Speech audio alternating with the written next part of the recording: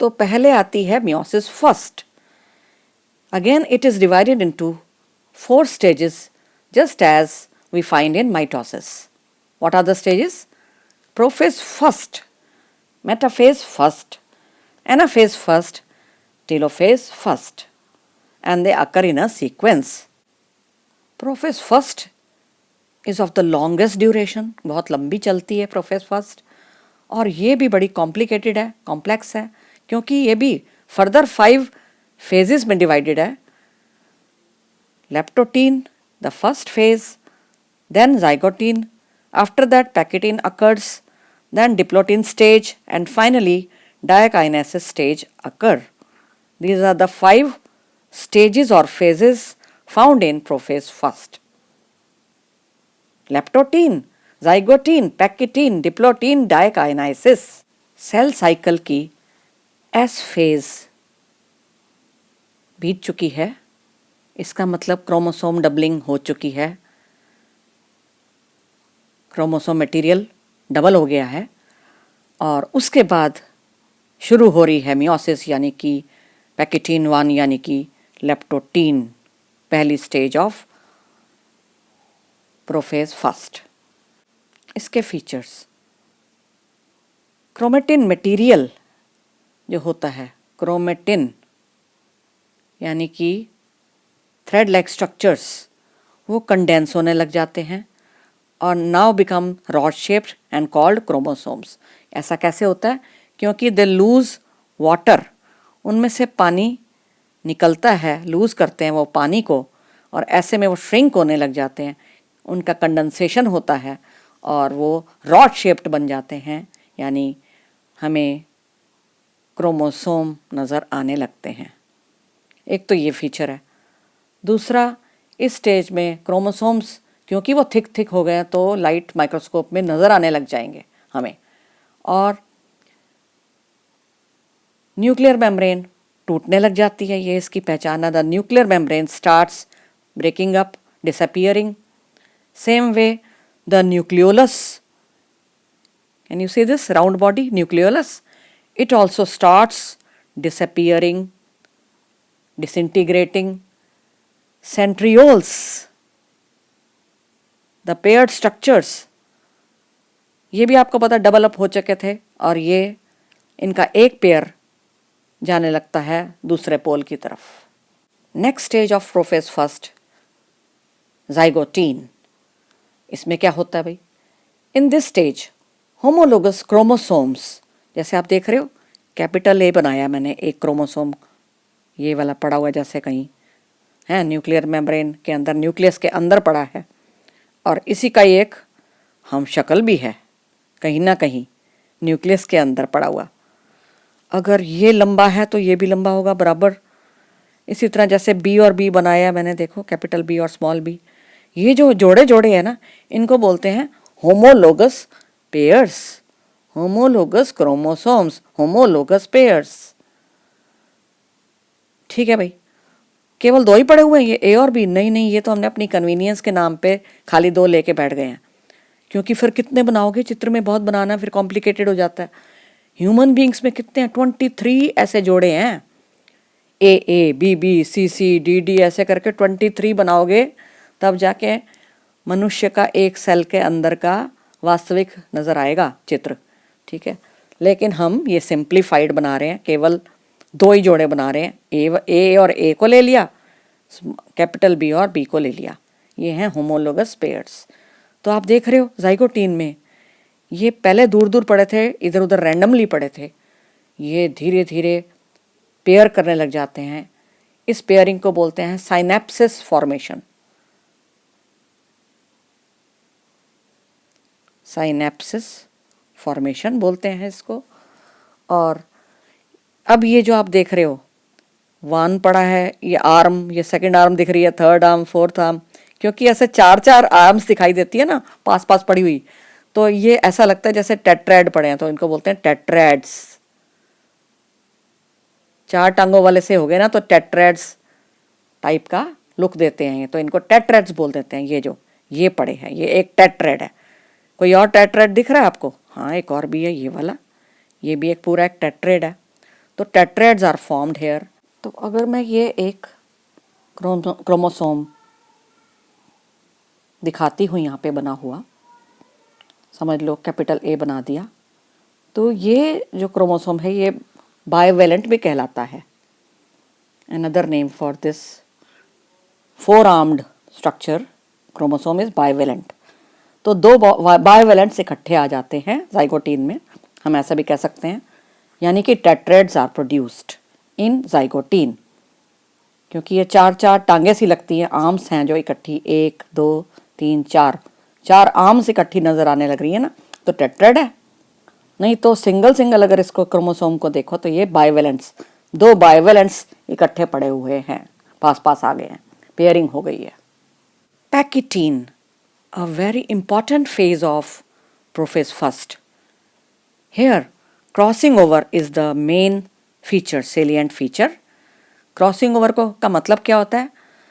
The exchange of genetic material between two homologous chromosomes, A and A, small a, capital B and small b, ये जो पड़े हुए थे, इनके आपने देखा कि अजीब सा थोड़ा सा चित्र मैंने डिफरेंट बनाया आपकी बार। पहले तो वो पास पास ही पड़े थे। आपने देखा होगा कि आपके भाई बहन क्या करते हैं, वो आपके पास सोते हैं रात को, तो पहले दूर होते हैं, वो खिसक खिसक के पास आ गए, जैसे ये क्रोमोसोम पास आ गए हैं, ठीक है। उसके बाद उन्होंने अपनी टांग आपकी टांग के ऊपर रख लीजिए, ठीक है, रात्रि में। तो इन्होंने भी, क्रोमोसोम ने यही किया है कि अपनी टांगें एक दूसरे के ऊपर इस तरह से डाल लिए, आर्म्स, और इसको सबको बोलते हैं क्रॉसिंग ओवर। क्योंकि इस एरिया में क्या हो रहा है, यहाँ पे दोनों की टांगें मिल रही है ना, तो यहाँ पे जीन्स एक्सचेंज होने लग जाते हैं, जेनेटिक मटेरियल एक्सचेंज होने लग जाता है, यानी क्रॉसिंग ओवर होने लग जाता है पैकिटीन में। और ये एक एंजाइम से इनिशिएटेड प्रोसेस है, मीडिएटेड प्रोसेस है, रिकॉम्बिनेज एंजाइम इसमें इन्वॉल्व होता है। और इसमें फाइनली क्या हो जाता है, recombination of genetic material, recombination of genetic material हो जाता है यहाँ, यानी कि एक तरह से नए क्रोमोसोम बन रहे हैं पैकिटीन में, डिफरेंस आ गया उनके अंदर, वेरिएशन आ गई है, चेंजेस आ गए हैं क्रोमोसोम में, वो पहले जैसे नहीं रहे। आपको पता है कैपिटल ए एक पेरेंट से आता है, स्मॉल ए दूसरे पेरेंट से आता है चाइल्ड के अंदर। Exchange of genetic material between the non sister chromatids, ये देख रहे हैं नॉन सिस्टर क्रोमेटिड, ये येलो वाला और ये पिंक वाली बाँ जो है, आर्म्स, इनके बीच में हो रहा है एक्सचेंज ऑफ जेनेटिक मटेरियल। यहाँ पे non sister chromatids of two homologous chromosomes, ये देखो ए कैपिटल और स्मॉल ए, ये दोनों क्या पड़े हैं, ये पूरे पूरे जो पड़े हैं दो क्रोमोसोम, और ये हैं क्या, होमोलोगस क्रोमोसोम्स। ये इनकी पेयरिंग हुई है, ये पेयर हो गए, इकट्ठे हो गए हैं, पेयर बन गया इनका, टेट्राड बन गया इनका। अब इन्होंने टांगे इकट्ठी कर ली थी, आपको पता है, आपस में क्रॉस कर ली थी, क्रॉसिंग ओवर हो गया यहाँ पे, और उससे जेनेटिक मटेरियल यहाँ पे आदान प्रदान होने लग गया, एक्सचेंज ऑफ मटेरियल। और किसके बीच में, आप ये देखो, ये वाली जो आर्म है ना और ये वाली आर्म, ये दोनों क्या कहलाती हैं किसी भी क्रोमोसोम की, सिस्टर क्रोमेटिड्स कहलाते हैं। ये वाला क्रोमेटिड और ये वाला क्रोमेटिड, ये दो क्रोमेटिड हैं, ये आधा और ये वाला आधा, two chromatids are seen here in this chromosome. तो ये सिस्टर क्रोमेटिड्स हैं, ये वाला और ये वाला। लेकिन ऐसे इसके भी हैं, इस वाले के भी देखो, पिंक वाले के, ये इसका, ये वाला, ये पूरा, ये पूरा, ये, और ऐसे ही ये वाला, ये दोनों क्या हैं, two sister chromatids of this small A chromosome. लेकिन एक्सचेंज किस में हो रहा है, क्रॉसिंग ओवर किस में हो रहा है, नॉन सिस्टर क्रोमेटिड्स में होता है, आपस में बहनें नहीं हैं, नॉन सिस्टर हैं क्रोमेटिड्स, उनके बीच में एक्सचेंज जो हो रहा है मटेरियल का, जीन्स बदले जा रहे हैं, इधर उधर हो रहे हैं।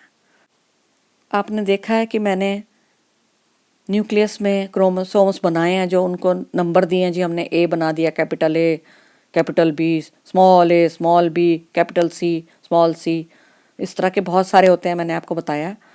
तो मॉम, मदर एंड फादर से ऑफस्प्रिंग के अंदर यानी चाइल्ड में भेजे जाते हैं।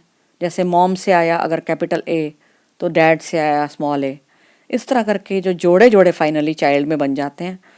तो 23 पेयर्स कैसे बने चाइल्ड के अंदर, यानी 46 कैसे बने, 23 पेयर्स बने कैसे? आधे तो आए मदर से, 23 क्रोमोसोम्स मदर से आए, और बाकी 23 46 में से फादर में से आए। जैसे कैपिटल ए और स्मॉल ए करके, कैपिटल बी स्मॉल बी करके, ऐसे ऐसे जोड़े जोड़े आए। वो दोनों जो भी जोड़े होते हैं वो देखने में काफ़ी एक जैसे होते हैं, उनके जीन्स वगैरह के लोकेशन वगैरह मिलती जुलती होती है बहुत।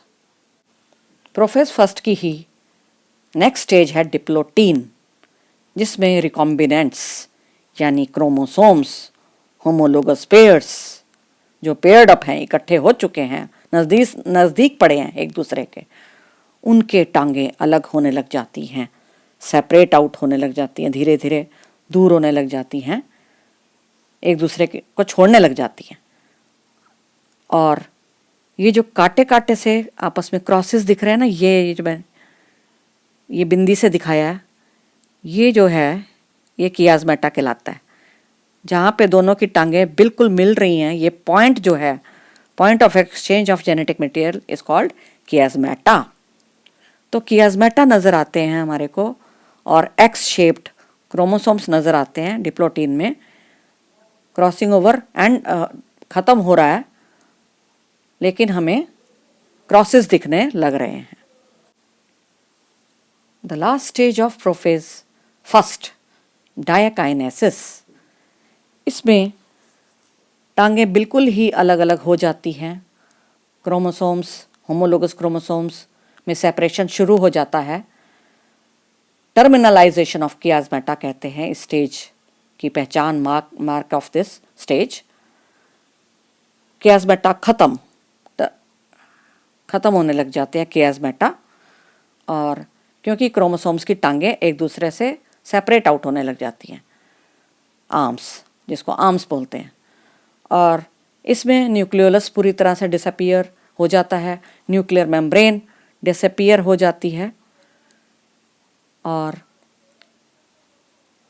क्रोमोसोम्स पूरी तरह से कंडेंस हो चुके हैं, अच्छे से रॉड शेप स्ट्रक्चर्स हैं, और spindle fibres, meiotic spindle have started forming at the poles from the centrioles. centrioles spindle fibers को बनाते हैं। क्या आप ये देख रहे हैं जो मैं भी देख रही हूँ? पिंक एंड येलो एक क्रोमोसोम के अंदर पिंक एंड येलो बनाया गया है। मतलब एक साइड की जो आर्म्स हैं, टांग है, क्रोमेटिड है, वो बदला हुआ है। बदले बदले मेरे सरकार नजर आते हैं। हाँ, तो क्रोमोसोम वही नहीं रहा, बदल चुका है, वेरिएशन आ चुकी है। Metaphase first, the chromosomes, the bivalents come and arrange themselves on the equator of the cell. What is equator? It is an imaginary line that we have created on our own. हमने खुद ही उपजी है ये। तो equator यानी कि central imaginary line of the cell, वहाँ पर ये क्रोमोसोम आकर देखो जम गए हैं, अरेंज हो गए हैं, अपने आप को इन्होंने लेटाया हुआ है, लेटे हुए हैं ये। और किसके साथ जुड़ जाते हैं? स्पिंडल फाइबर्स जो कि पोल्स पे क्रिएट हो चुके हैं। ये पोल है, ये पोल कहलाता है pole of the cell. Ends, ये जो एंड्स हैं, यहाँ पे सेंट्रियोल्स ने क्या पैदा कर दिए थे? स्पिंडल फाइबर्स, जो कि कनेक्ट हो जाते हैं with the centromere of chromosomes.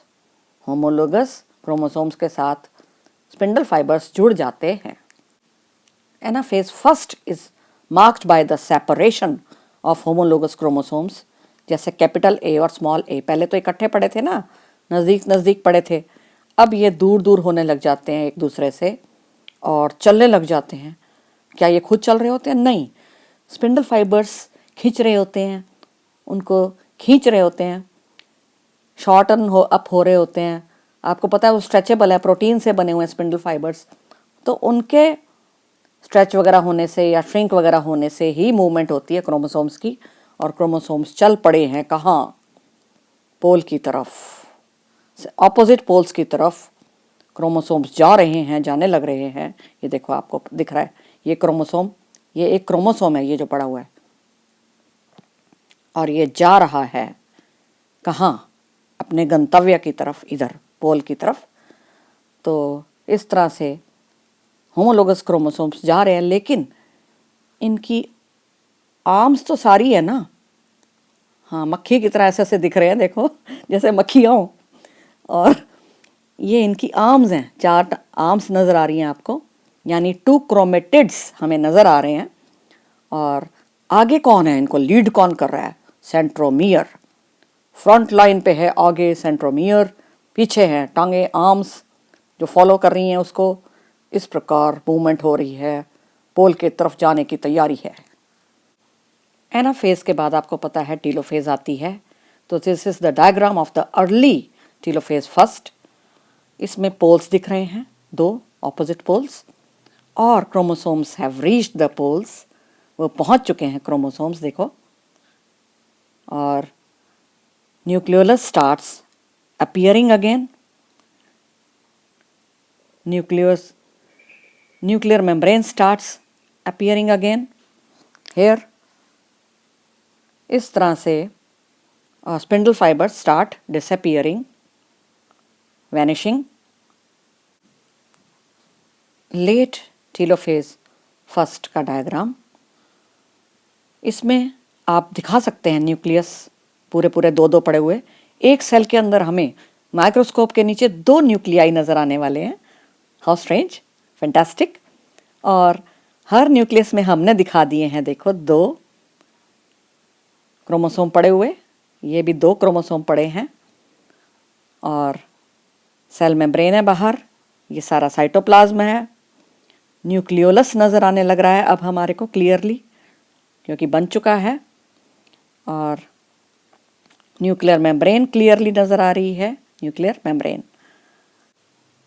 इसका मतलब मियोसिस फर्स्ट हो चुकी है टीलोफेज फर्स्ट के लेट टीलोफेज फर्स्ट के एंड तक. अब साइटोप्लाज्म टूट सकता है, देखो, by a furrow. A furrow may be created which deepens and deepens, and finally there's a breakage. ठीक है, इस तरह से डॉटर सेल्स बन गए. ये हो सकता है साइटोकाइनेसिस इस दौरान, और dyads of cells are formed here. लेकिन ज़रूरी भी नहीं कि ऐसा हो. Cytokinesis may right now occur, may not occur. It may occur in the end of meiosis. Meiosis first तो हो गई है ख़त्म. मियोसिस फर्स्ट और मियोसिस सेकंड के बीच में कोई रेस्टिंग स्टेज आएगी? हाँ, थोड़ा सा ब्रेक, थोड़ा सा रेस्ट ले सकता है सेल. उसको इंटरफेज बोलेंगे? नहीं, उसको बोलते हैं इंटरकाइनेसिस.